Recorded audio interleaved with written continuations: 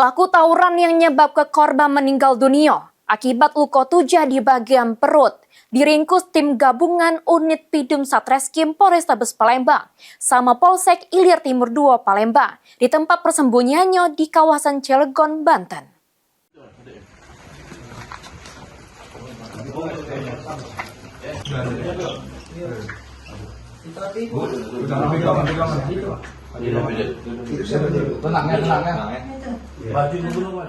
Unit Pidana Umum Satreskrim Polrestabes Palembang bersama Polsek Ilir Timur 2 Palembang meringkus MM pelaku tawuran di kawasan Jalan Perintis Kemerdekaan, Kecamatan Ilir Timur 2 Palembang yang menyebabkan korban RG meninggal dunia.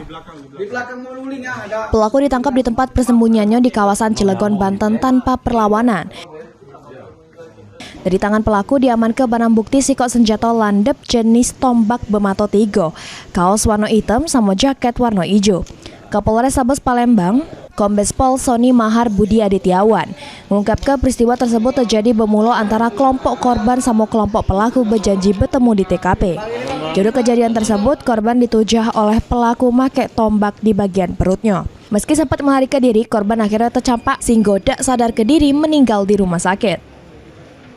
Dari perkelahian ini, korban mendapatkan tusukan terlebih dahulu dengan tombak.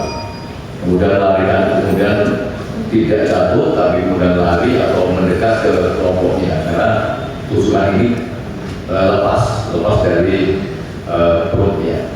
Setelah itu, pada saat korban ini mendekat ke kelompoknya, di sana pingsan dan dibawa ke suatu tempat untuk diupayakan untuk diobati oleh kelompoknya, namun pada saat diberikan minum muntah dan lalu dibawa ke rumah sakit. Dan tiba di rumah sakit, korban dinyatakan meninggal dunia. Atas perbuatannya, mak ini pelaku dijeblos ke sel tahanan Polrestabes Palembang terancam pidana penjara di pucuk 10 tahun. Heru Wahyudi, PAL TV.